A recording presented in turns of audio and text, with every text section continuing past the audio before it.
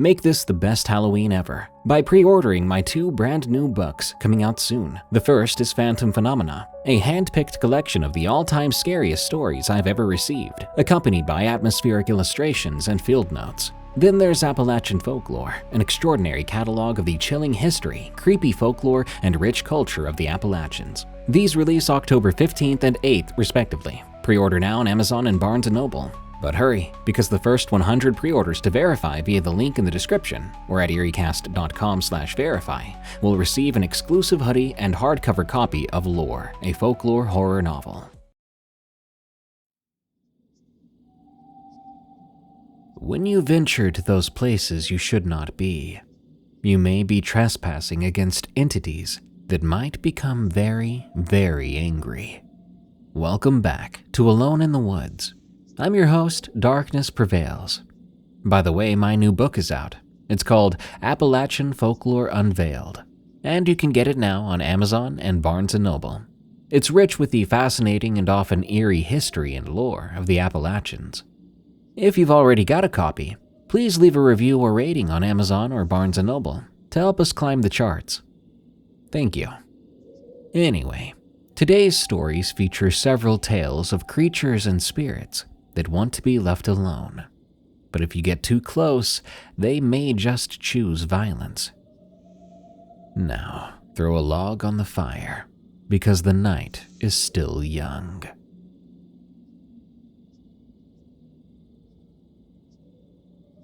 Rebuke, from R. Strayer 625. Of all the freedoms you get in life, nothing quite compares to your first car when you finally get the ability to drive yourself wherever you want to go.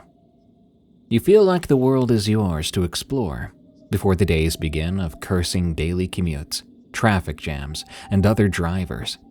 All before that, you get the special gift of a unique freedom.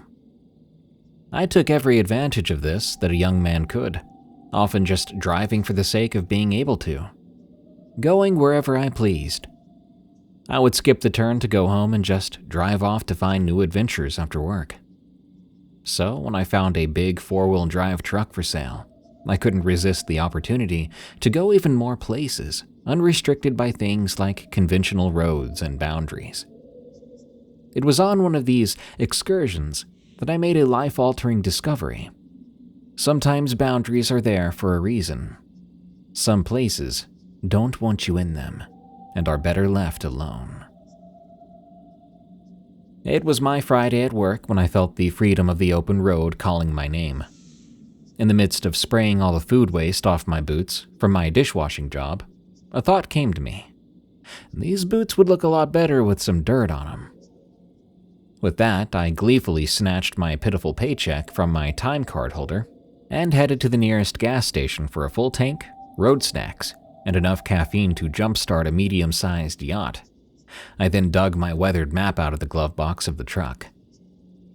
Just for reference, this took place during the early 2000s, so paper maps hadn't fully been replaced by GPS and navigation apps just yet. If you wanted to go somewhere, you had to figure out how to get there, based on a drawing, your tracing finger, and when all else fails, just asking a gas station attendant where something was located. I looked at the map. Little X's marked off the places I'd already explored. I found a fresh area, free of any marks, and started to head down the highway towards my next exploration. I filled the cab of my Bronco with blaring punk, reveling in the freedom of no one telling me to turn it down. Watching the sun go down in the rear view, I reached the base of the foothills, an area of sparse oaks, rolling hills, and best of all, lots of minimal maintenance county dirt roads, just begging to be explored late at night by a young idiot far too sure of himself and his abilities as an off-road enthusiast. It was nightfall when I found what I'd been searching for, the end of the asphalt and the beginning of a gravel road. I pulled off the road for a moment to put the truck in 4-wheel drive and blazed right past all the yellow warning signs. The sky was completely clear, and the moon was full and bright, enough so that I decided to turn off the headlights for a while and just cruise the dirt road by moonlight. After about an hour of cruising around like that, I came to a stream that crossed the road. I climbed out of the cab to see if I could gauge its depth and risk a crossing. In my former car, this would have been the end of the road, but in my new four-wheel drive truck, it should be no problem. I chose a shallow part, not wanting to get stuck in the muddy banks so far from anywhere, and flicked the lights back on, gunning the motor through the water. Turns out it was deceptively deeper than my initial assessment had determined. Water swallowed up the tires and creek water began to seep in the bottom of the door. Apprehension began a slow crawl into my stomach as the headlights began to dim and the RPMs began to bog down. The gurgling exhaust was starting to slow. I did emerge on the other side as the water cascaded out of my truck from just about everywhere. The engine resumed its normal roar as it emerged. I let out a victory cry over my music, which is exactly when fate decided the scales of my arrogance needed some rebalancing. This took the form of my engine coughing, sputtering exhaust signaling a slow winding down of RPMs. I pressed the pedal to the floor, hoping to spur the motor on, only to be met with the sudden absence of engine noise, followed a brief moment later by my radio going silent. Everything in the truck went dead. Great, I said aloud. Can't get much worse than... And fate cut me off again as the truck began a slow backward crawl down the embankment back into the water. Oh crap, I exclaimed as I pressed the brake to the floor, slamming my other foot down on the parking brake. I was pretty sure it didn't really work anyway, but I was attempting to slow my descent towards the water. I grabbed the shifter to throw the truck into park, and for a moment the truck did stop. At first, I was relieved that I'd avoided going back into that water, but that was short-lived, because those muddy banks of the river could not have cared less about the effort I'd made to stop it. I was starting to slide sideways towards the stream. I tried fruitlessly to turn the wheel, trying to straighten out, but the mud was slick, and momentum carried me the rest of the way back down. The passenger side of my prized possession submerged back into the muddy waters of the stream. I tried to start the truck again, but all I heard was a lazy cranking sound that spoke of a low battery and little hope. I tried again. This time I got a dull clicking noise that told me I would not be driving myself home tonight. I sat back in my seat at an uncomfortable angle and began to wonder how long I'd been driving since I'd last seen a gas station or even a home that looked occupied. I opened my door to get out, momentarily grateful that I wasn't on the side with the water. Apparently, fate decided that a little more balance was in order. Because I expected my feet to land on the gentle squish of mud, instead encountered the slick surface of a moss-covered rock. The incline angle gave me no time to even put my hands out to catch myself as I slipped. I landed on the bank with a wet thwack. I put one hand down and turned myself over. I then put my hands beneath me to get into a sitting position. I wiped mud from my face, but doing so with mud-covered hands wasn't achieving much, but I was able to see through one eye. My single eye afforded me a clear enough view of my current state. Filthy would be an understatement. I tried to scoot down a bit to the water's edge, to try and rinse some of the mud off my face at least. As soon as that attempt began, I started to mimic my own truck just moments before. I lost my grip on the slick mud and began to slide down toward the water with no control over my momentum. Just as my feet hit the water, I shot out a hand and grabbed onto the truck, only to grab the still hot exhaust pipe. My lesson in humility continued as I pulled my burning hand to my body to slide the rest of the way into the stream. Now, the cool water felt good on my burned hand, but was a small condolence to the utter embarrassment and humiliation I felt sitting in the stream up to my chest near the bumper of my truck. Sitting there, I now figured there wasn't much point in trying to preserve any hope to try to stay even remotely dry. I dipped my face below the surface to rinse the mud out of my eyes, using my unburned hand. I began to shuffle awkwardly toward the bank, looking around for a way out of my little ravine of mud. I spotted a tree a little ways away. Its roots had been exposed by the running water, and I figured it could be a rudimentary ladder to escape with. I sort of scooted over to the roots, looking for a few sturdy-looking ones and footholds. My burned hand throbbed in pain the moment I brought it out of the water, and I knew it wasn't going to be much use for climbing. I found a few promising branches and started a cautious ascent up the roots, making slow progress up the ridge of the little ravine. About halfway up, I stopped in a sort of resting spot to put my burning hand against my soaking shirt for a bit of temporary relief from the burning pain. I gathered up a bit more will and continued the 3-appendage climb. I managed to heave myself up over a sturdy tree root near the top, pulling the bulk of my weight over it with a sigh of relief. I then became aware of a sound getting closer to me. Soft steps accompanying the wet sounds of earth. I looked up, trying to ascertain where the sounds were coming from, but could see nothing. The moon was full. With the light pollution nearly non-existent out here, I should have been able to see someone or something approaching. But my eyes could not pick up on any movement around the top of the ridge. But then they fell on the loose, wet earth directly in front of me, as I watched 2 footprints form in the soil, but there was no body there to make them.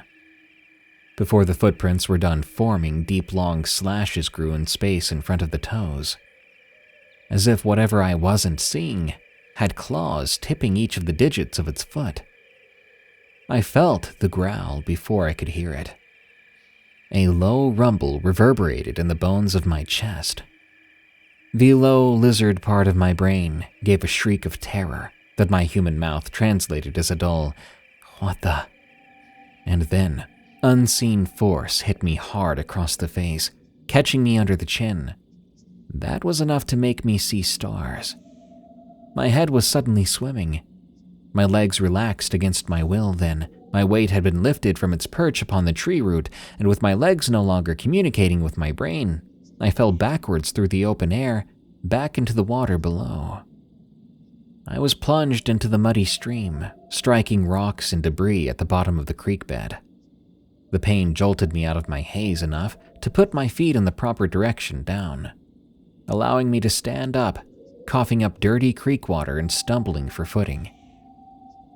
The stream wasn't flowing with anything like force, but even the gentle tug of it was enough to encumber any effort I made for sturdy footing. With all the grace of a toddler, I moved to try to brace myself against the tailgate of my truck. Using it to steady myself, I tried to trot up the embankment, seeking the shelter of the cab. The idea was, get to safety and lock yourself in.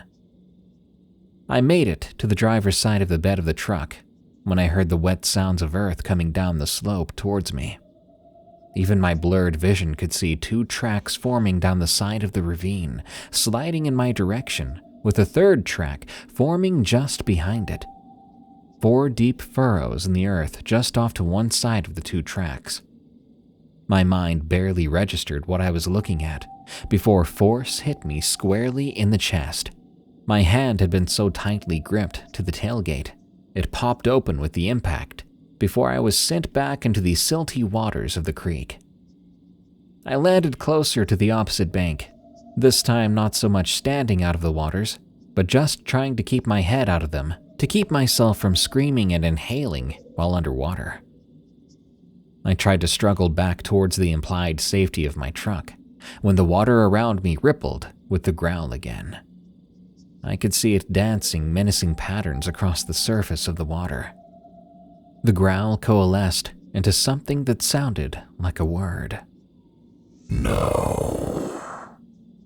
A warbling voice spoke that made tiny droplets of water jump from the water's surface.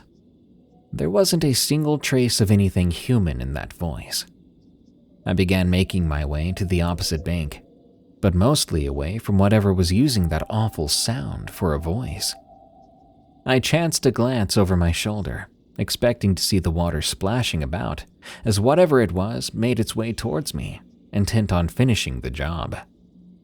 Instead, my truck rocked slightly, the bed making sounds as if someone had stepped into it, using the tailgate as a step.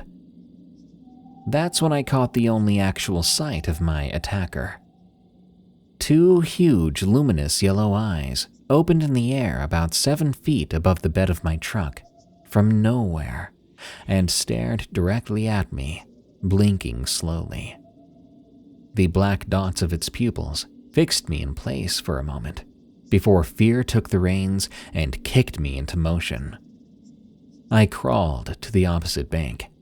Its slope had a far less difficult incline and was studded with dry rock to aid in my rapid but excruciating ascent.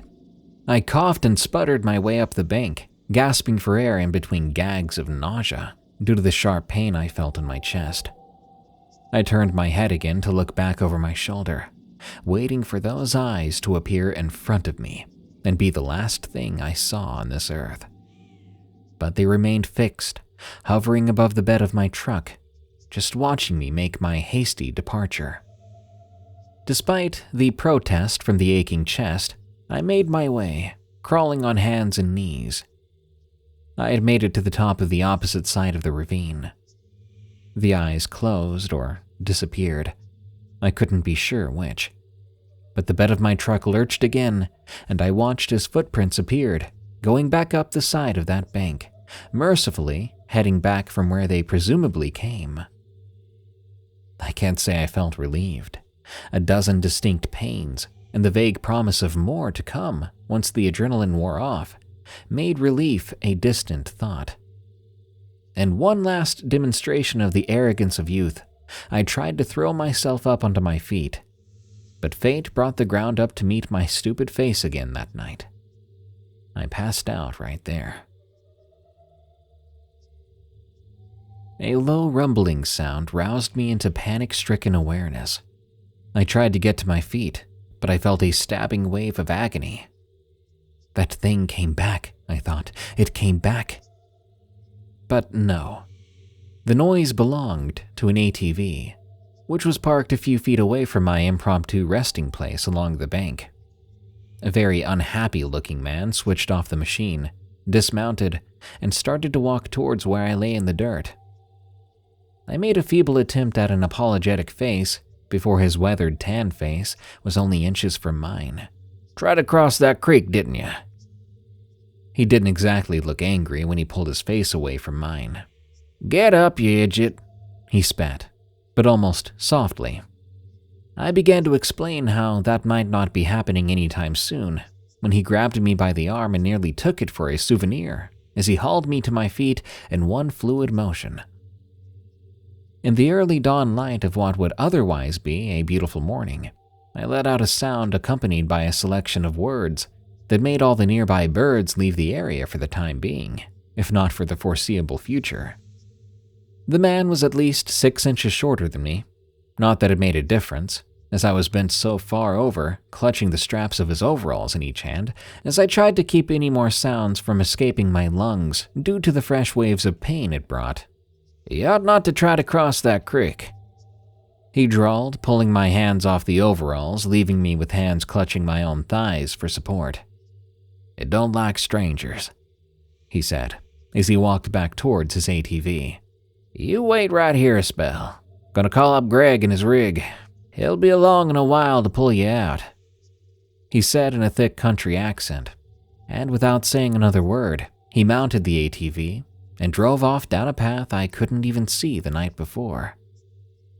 I stood there, stooped over for a moment, until I was sure I wasn't going to black out again. I lurched over to the edge of the little ravine. I looked down into the miniature valley.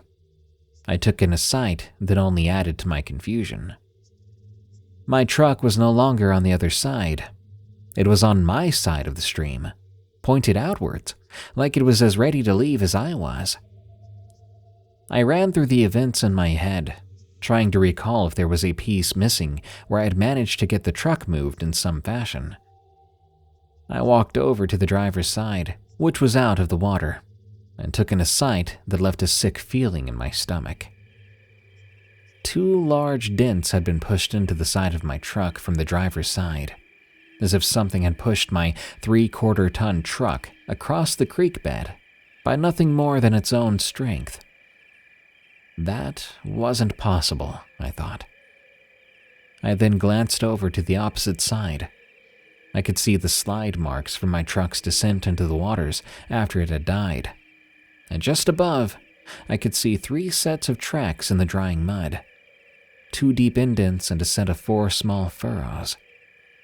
Whatever that was, truly wanted nothing to do with me or anything about me on its land.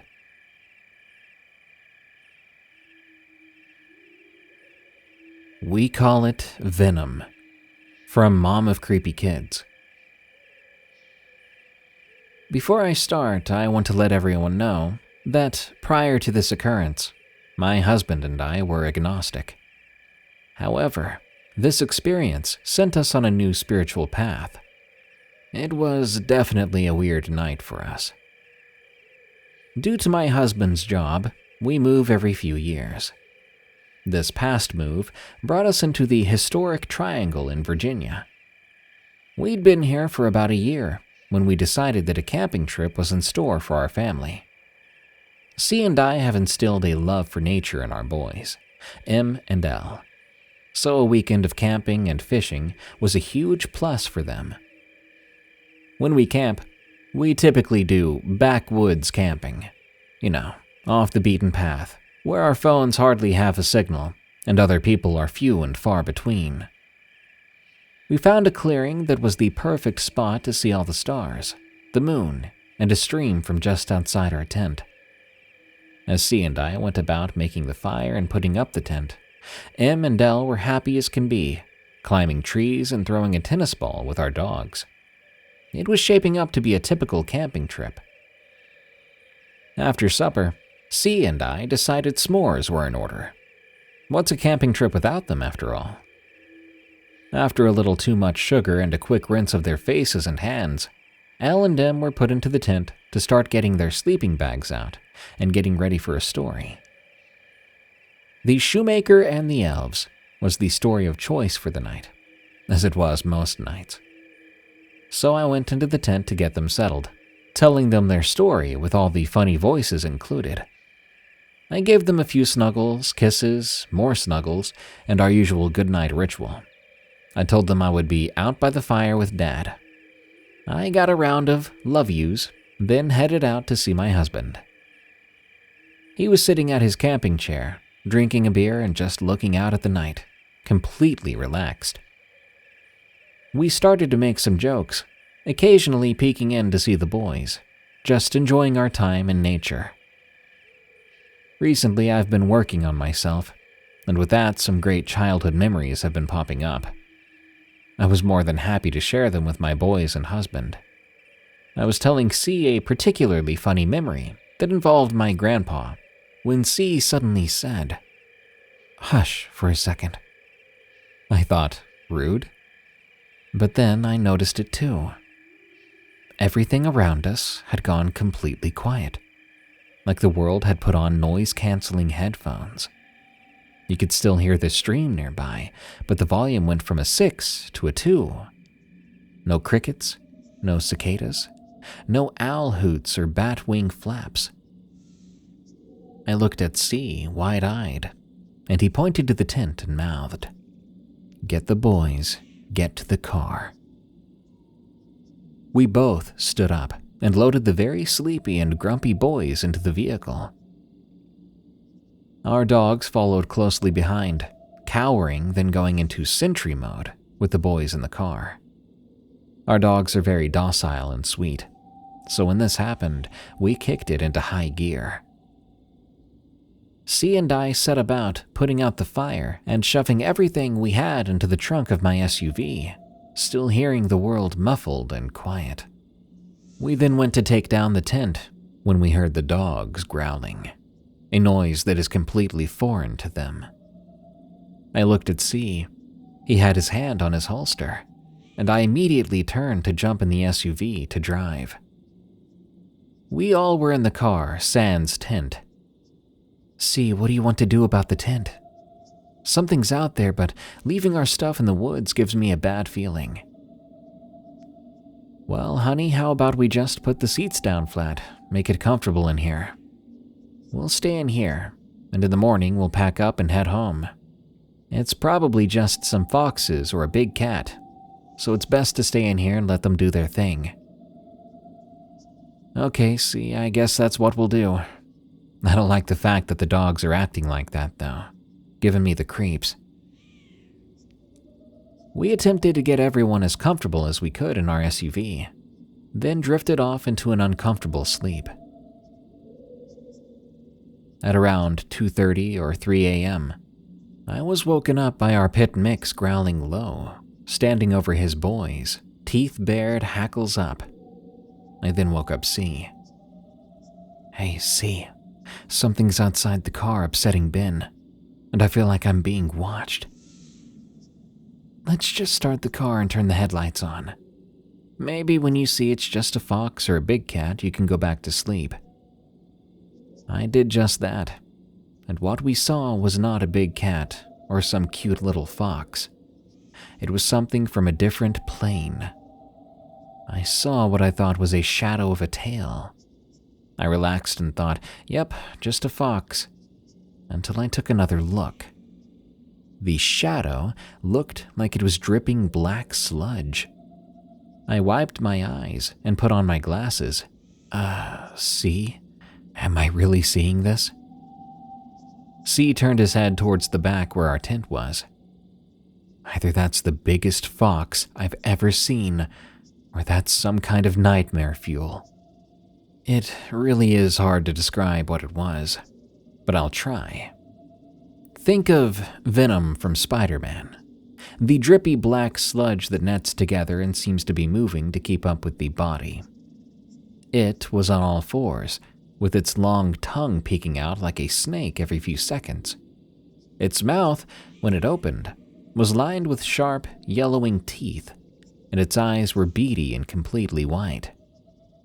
No, that is definitely not a fox, Al. We need to leave. I don't like the fact it's sniffing where we were just sleeping and sitting. The SUV's brake lights illuminated Venom, and the days of camping were done for me. The sight of it, taking its front claw and scratching across the side of the tent, still gets me. C put the car in drive and started to drive away slowly, so as to not draw attention away from what it was doing. "C, I think it sees us moving the car," I said, right as Venom's head snapped towards us. Luckily for us, we knew where the tire path was, so we could drive out.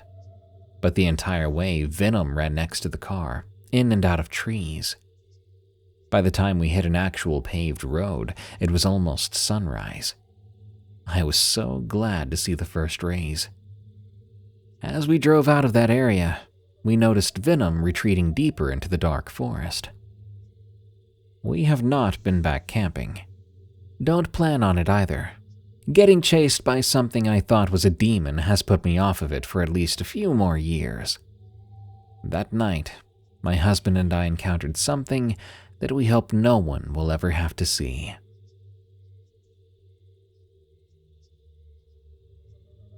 The Wrath of the Snub-Nose Giant of Florida. From Mason Bronco. It was no more than 2 years ago, and I remember it as if it were yesterday. It was in the midst of deer season in Florida, early November, no later than the 5th. I was very excited to get my personal best Florida buck. I always got up at 5:30 a.m., packed a good lunch and my Savage 30-06 with 2 boxes of ammo, since in Florida, we do have black bears. I would drive 3 hours straight to get to this one spot that nobody ever hunted, not from what I'd seen. I would later find out why. Once I got to this particular spot, I'd sit down and wait hours upon hours. But that year, I never found anything, except for a bad conscience. After the sun started to go down a little, I decided to head back to my truck. That's when I stopped dead in my tracks. I locked eyes with something that I can only identify as a bear at first. It looked like a grizzly until it stood up. It stood at a monstrous 20 feet tall, 15 feet to the shoulder, and looked like it was pushing 8,000 pounds. It had a large patch of fur around its neck that went all the way down its back like the mane of a lion. The only thing that bothered me was not only was it tall, but its face was very short, like a short-faced bear that was supposed to be extinct millions upon millions of years ago. I think I found out that day that that wasn't the case. This thing was standing up like a person as it faced towards me. The sheer fear and thought of this thing coming at me prepared me to get ready to fire off a round. But it didn't. It's like it knew exactly what a gun was. Ever since that day I saw that monster, I've always carried 2 guns with me, a primary and a secondary. Apparently, I wasn't the only one who had seen this thing. Everybody claims to have seen a short-faced bear that somehow survived all these years and adapted to survive in the harsh Florida weather. A week after seeing this monster, I went back with a bigger gun, mostly considered an elephant rifle, my 600 Nitro Express. I never found the thing again, but I swear I found tracks that were about 20 inches long and 14 inches in diameter. I looked at the trees and I saw claw marks, which stood out to me. It had 5 claw marks on a tree that looked like it was hit by a chainsaw. The claw marks were a good 6 inches deep into it. After another month or so, the sheer overthinking of seeing this thing again disappeared. For a while. Because I eventually found out my neighbor's prized racing horses were killed and shredded by a very large animal. The authorities were called, trying to get them to trap this thing, but unfortunately that never happened. The creature was like a ghost, 1 minute there, the next minute gone. The neighbor told me that the thing stood 20 feet tall, but it was so black you couldn't actually see it at night. The look on the sheriff's face was that of fear. He looked like he knew what the thing was, and knew it was a problem, and couldn't do anything about it. Most folks say it's an animal, so it's going to do what it needs to do to survive. But for people like my neighbor, my parents, and several other landowners and hunters who have livestock, they see it as a pest and a danger. Something we shouldn't allow to kill their livestock, or possibly people. Folks I grew up with, who didn't have guns or even like them, even started to carry after a while. A lot of hunters out there have seen this thing too. Some people claim they've shot at the thing. I think it's still out there. Maybe it's getting bigger, more aggressive. If it's got the power to kill 4 horses, I wonder if it's a bear at all. Iowa Backwoods, from James F. I live in Iowa, close to the Nebraska border. The story I have for you goes like this. I was picking up my buddy from a party around 2 a.m. in August of 2021. We were headed back to his place, taking shortcuts on gravel and dirt roads. Up ahead, a raccoon was crossing the road. I slowed down to let it pass, because I had just finished repainting the front bumper on my truck. The raccoon was going across when all of a sudden, this animal, this creature, maybe 7 to 8 feet tall with gray skin, missing patches of fur, and long arms, just bolted across the road behind the raccoon. My buddy screamed and began to freak out, which was proof to me that I wasn't just seeing things. I bolted, going 100 plus on tight gravel roads and dirt roads. As soon as we arrived at his house, we got out and ran up to the door. My buddy was pretty sober now, and all we heard was a scream which sounded like a mountain lion mixed with an elk or maybe a woman. At this point, we were both scared. we spotted a tall human figure on the terrace on the opposite side of his barn. We ran inside and armed ourselves. I had a .556 caliber rifle, and he had a .45 pistol. We were both tremendously scared and didn't sleep a wink that night. The next night, we weren't home, when suddenly his mom called him to say that the cow and the goat had been killed, slaughtered by some large animal. It didn't appear to be a mountain lion, because whatever had killed them had just left them there, torn apart. I have more experiences similar to this. One night we had 3 friends and their girlfriends over as well. I'll refer to them by letters. We were all upstairs when I started to hear a tapping on his window. He sleeps on the 2nd floor of an old farmhouse, so it's a good 15 feet up. The tapping kept happening in threes, tap, tap, tap, tap, tap, tap. It repeated a few times. I steeled myself and went outside to check if there was a branch or something hitting the window. There was absolutely nothing near the window. After this, we didn't pay any mind to it, and we all went to bed. The next incident was probably the most terrifying I've ever experienced. G, Jay, and I were playing paintball in the woods, close to his house, and it was a blast. I yelled that it was getting dark at one point, and we should probably get on home, get a fire going for the party we were hosting. Jay met up with me and we were heading back together, when we noticed G was still behind. So we went back and found G hiding in a ditch, trembling. We both asked G what was wrong. He said he had heard me say something, so he started to walk towards the voice. He got close and heard me say, "Come close, I'm over here." But he said it sounded like me, but also not like me.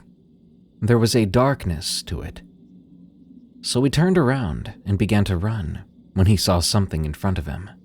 Something tall, skinny, with long arms. He ran as fast as he could towards his home when he fell in the ditch and curled up like a ball. That's when Jay and I found him. We made it back home with him, and then we heard that scream G and I had heard a few weeks back. That's when Jay said he was done and decided to leave. I stopped going to his house at night, and I'm still scared of what's in those woods. I don't want to find out. Humans don't have eyeshine. From Casey Fowler. This is a story that my papa told my cousins and me probably around 5 years ago. Anyone who has known my papa knows that he is one of those Southern Baptist preachers of fire and brimstone. A very religious man indeed, but being from Louisiana, of course, he likes to hunt and fish. Same as his kids and grandkids, and even the new great-grandkids. We just can't get enough of the outdoors. My papa and his best friend Benny were on a fishing trip in the late summer. If you've ever been to Louisiana during the late summer months, then you know you better have plenty of hydration and plenty of mosquito spray. This is important later on in the story. They had a camp on Bayou Lafourche, which is home to the rare Louisiana black bear, as well as gators, raccoons, opossums, and many other species. After a long day of fishing and cleaning their freshly caught fish, the best part is getting to eat your fresh catch. So that's exactly what Papa and Benny did. After their supper, they sat and shared stories with each other, probably hunting and fishing tales like any regular camping story. Eventually, they went to bed, getting some rest for the next day. Somewhere around 1 or 2 in the morning, Papa woke up to go use the restroom. He did his business and started to head back until he heard something. A whispering mumble along with the sounds of rummaging and walking. He got closer to the window to listen to what this unknown thing was doing. Around this time, Benny woke up to the ruckus too. Curious, they grabbed a flashlight from the table and shone it out the window. To their surprise, they saw a man. A skinny, pale man with visible bones and completely nude. Papa thought to himself, why would someone be out here at night, fully naked, especially during these late summer months? They almost felt bad for the man, or at least that's what they thought it was. They watched him, or it, rummage around outside of their camp. They then both agreed on telling the man off. They were on a fishing trip, and they hadn't brought any guns. They resorted to using a broom handle resembling the barrel of a rifle or shotgun. Unfortunately, the window they'd seen this man through wasn't able to be opened, so they both proceeded outside through the front door and made their way around to the rear of the camp. When they reached the back side of the camp, Benny shined the light at the man, and Papa pointed their makeshift shotgun at him, then said, "Son, this is private property, and you need to leave now." To their terror, this thing turned around and stood up from its crouched position. It stood over 7 feet tall, with long, disproportioned limbs, thin, torn lips that seemed to hide jagged teeth, no nose, and those eyes. Human eyes don't reflect light the way animal eyes do, but when the light was shined on this creature, they reflected an orangish-yellowish color, reminiscent of a gator or frog. Papa proceeded to lower the broom, saying, "What the heck is that?" At that moment, the thing let out a low and deep hiss, then bounded off on all fours, back into the woods. Benny turned and ran back into the camp with Papa not far behind. They both agreed they would be leaving the next morning. When daylight finally broke through the window blinds, they packed up and left the camp, only returning during hunting season. Papa said he never had another encounter with a creature like that, but often heard the same low hiss at night during certain summers. They sold that camp about 3 years after the initial encounter, due to Benny's medical condition. He hasn't said anything else about that night, but he constantly reminds me to be safe and to watch my surroundings carefully while in the woods. To anyone visiting Bayou Lafourche, just remind yourself that humans don't have eyeshine, and never go into the woods at night unarmed. Motorcycle experience from Car Lover 208. This happened when I was around 18. I had some things on my mind, so I decided to go out for a midnight ride one night. I started my Kawasaki Ninja up, told my parents I would be back eventually, and went off. Halfway down the highway, I heard a hissing sound. Startled and concerned, I pulled over to the side of the road. I checked my bike, but nothing appeared wrong. I took my helmet off to get a better look. There it went again, that hissing noise. But it wasn't coming from my bike. I looked behind me to the tree line. There was a big figure standing there, much taller than myself. It was black and had a white face. It looked like it thought it was hidden, and I then heard a voice. "Come here, boy." I grabbed my keys and tried to start the bike, but nothing happened. I heard the voice again. "Come here, son." I swear it sounded like my dad, but how could he be all the way out here? I tried again to start the bike. This time it responded. It started, and I sped at more than 100 miles per hour down the road. The following day, my mom told me they found a body in that area. I was horrified. That could have been me. The next night, against my better judgment, I went to the same place a bit further down, though. Morbid curiosity had me wanting to see it again, but I knew that was a bad idea. I ended up going to a hotel to book a room. That night, I couldn't sleep, and then it got creepy. I heard a knock on my window in the middle of the night, followed immediately by the sound of my bike alarm going off. What in the world is going on? I thought. I went down to the parking lot to check it out. My bike was fine. The alarm wasn't even on. As I was about to head back inside, I glanced into the night, and I swear I saw that thing again. Worse yet, there were two of them, and the second one was even taller. They were just watching me from a distance. I booked it back to my room and just stared at the ceiling. When I heard an ear-piercing shriek, I covered my ears. I even put on my helmet, which made me feel safer. As soon as daylight broke, I went home and told my parents. I was surprised when my dad told me he had experienced that white figure before. But all he said beyond that was to stay away from it and quit trying to get a look at it.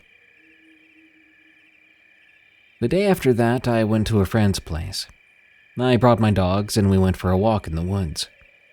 You may think it's silly to go out in the woods after all this, but in my defense, I didn't think the forest around my friend's place was even connected to those woods. But I think they were. We walked. Eventually, the sun went down. When it got dark, my dogs didn't seem quite happy. One had his hackles raised.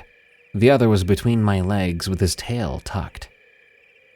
Thankfully, this time I'd brought a firearm, in case we saw a bear or mountain lion.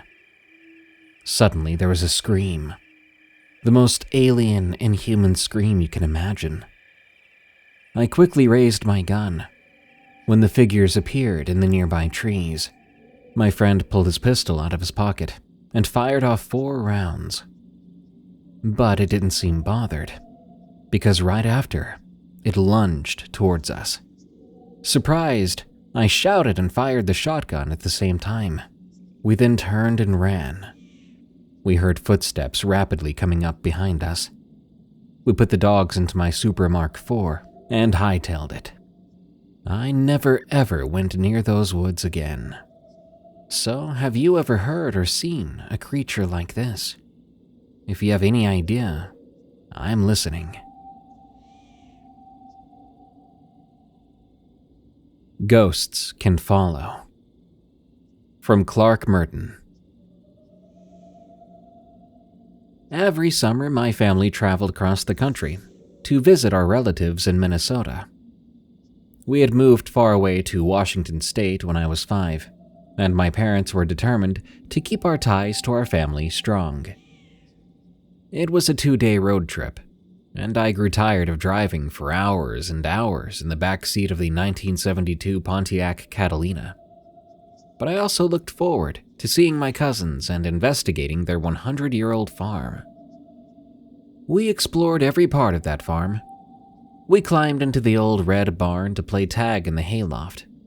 We pried open the doors of several old railroad boxcars used as storage containers. They were filled with rusted items, cans, and old furniture, stored away and long forgotten. We climbed trees, played kick the can, rode bikes up and down the old farm roads. Sometimes we braved their dark and damp basement.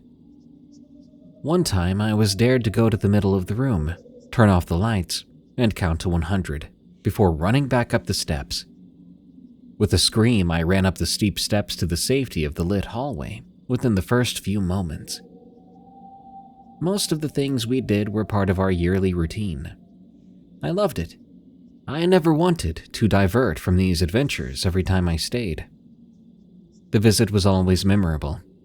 Made me feel like I still belonged to the farm life, even though I'd moved 1,000 miles away.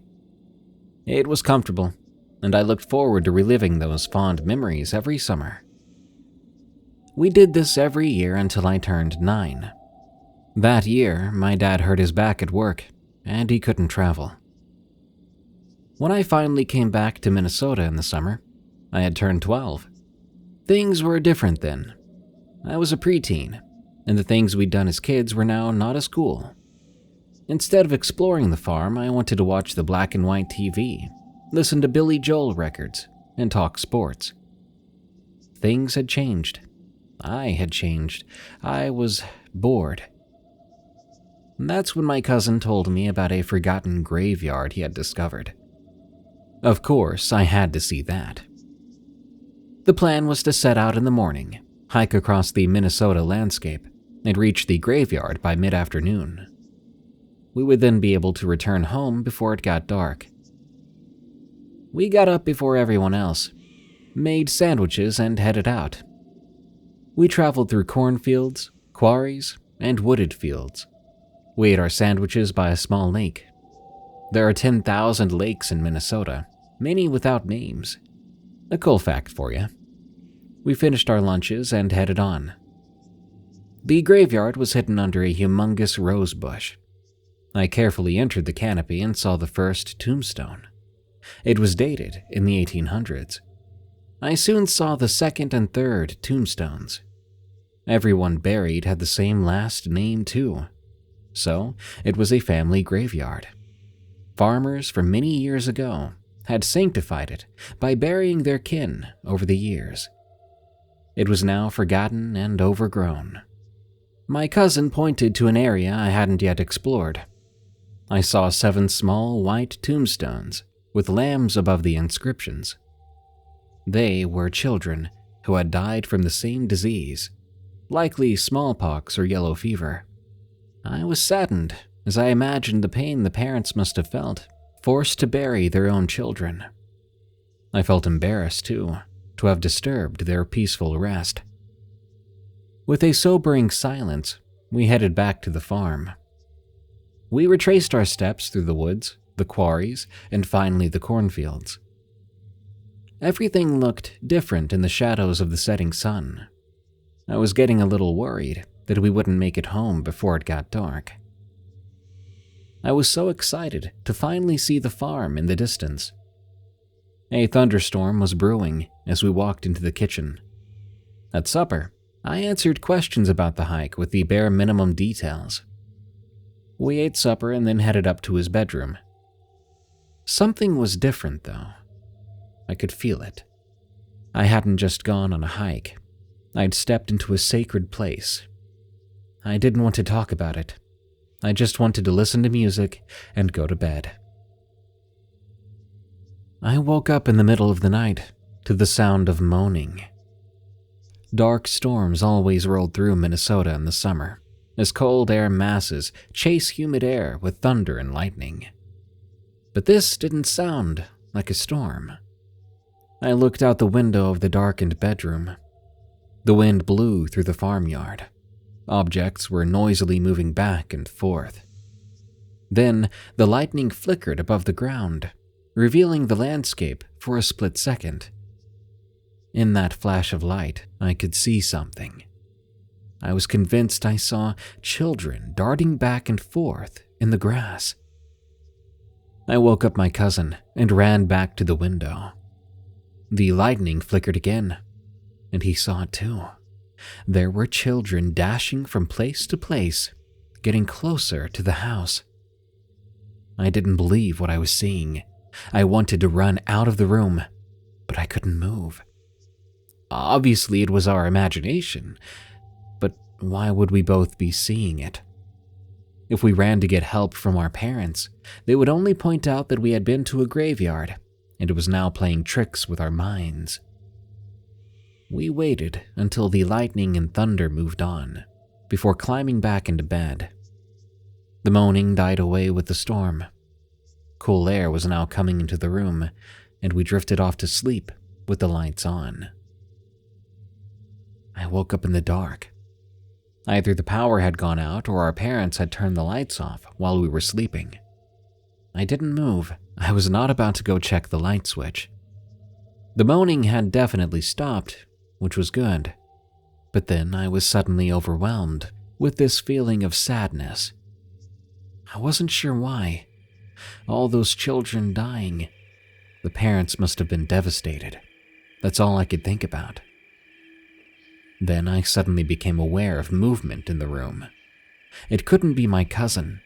He was asleep in the bed next to me. Hearing the sounds of footsteps running back and forth across the floor made my blood turn to ice. Was this a dream? The footsteps continued into the night, My cousin didn't wake up, so I was on my own. Once again, sadness was all I could feel, even more than the fear. I could only think of the pain of the children and the parents I'd experienced in that graveyard. I did the only thing I could think to do. I whispered out loud, "I'm sorry."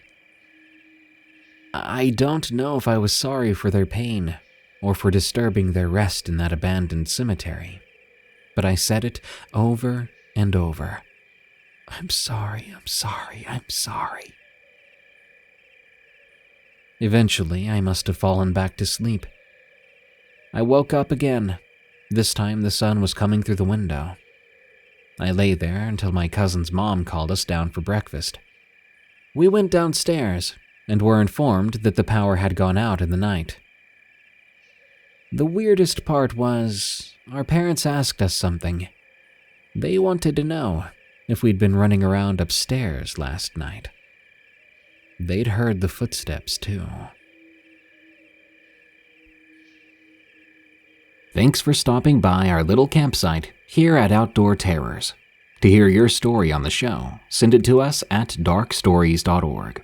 For more scary stories from me, catch me on my other podcasts, Unexplained Encounters and Tales from the Break Room, on Spotify, Apple Podcasts, or your favorite podcast app. Or go to eeriecast.com for those and even more terrifying podcasts. Follow me on X or Twitter at Prevails, and if you don't mind, leave a rating for Outdoor Terrors on Spotify and Apple Podcasts. Till next time, I'll see you soon when the campfire blazes once again.